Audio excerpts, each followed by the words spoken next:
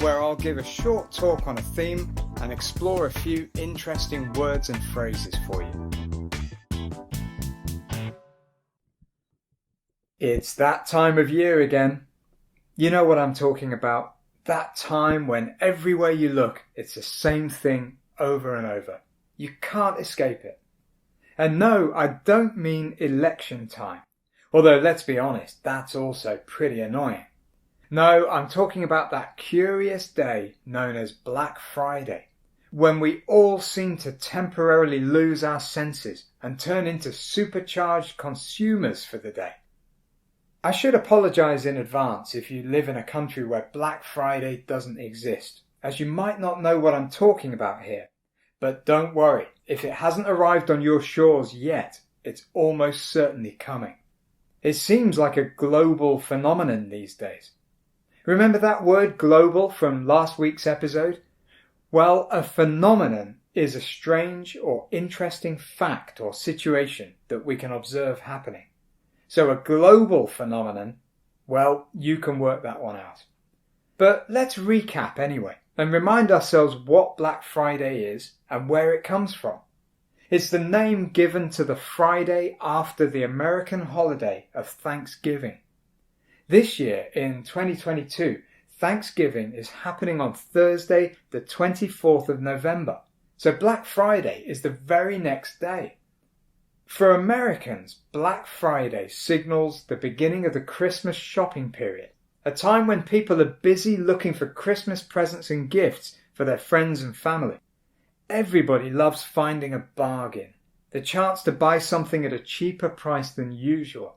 And so Black Friday is exactly that, the chance to find lots of bargains. In other words, it's a big sale. Lots of shops and brands reduce their prices for a limited period. They sell lots of products and we, the consumers, get lots of bargains. Everybody wins and the economy gets a little boost, like a shot of adrenaline in its arm. It's hard to argue with that, and Black Friday has consistently been the busiest shopping day of the year for some years now. One possible explanation that I've read for the name is that it's not unusual for retailers, shops and businesses who sell goods directly to the public, to operate in the red for most of the year. That means they're operating at a loss.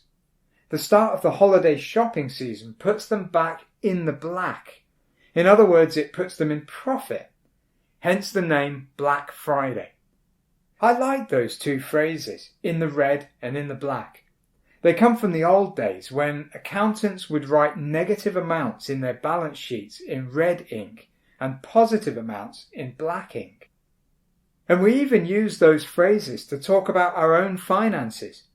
Wouldn't you much rather be in the black than in the red? I know I would. Although Black Friday started in America, as I said earlier, it's definitely been catching on in lots of other countries too. In the UK, retail sales grew more quickly in November than in December for the first time in 2017, which is an indicator of the growing popularity of the Black Friday sales. It's not all good news though. A lot of people feel that events like Black Friday encourage out-of-control consumerism. It's easy to end up buying things you don't even need. I mean, it's often said that if you want something and you find it at 50% of the usual price, then you save 50% of your money. But if you buy something just because you were convinced by the marketing and all that talk of big savings, then you actually lost 100% of your money.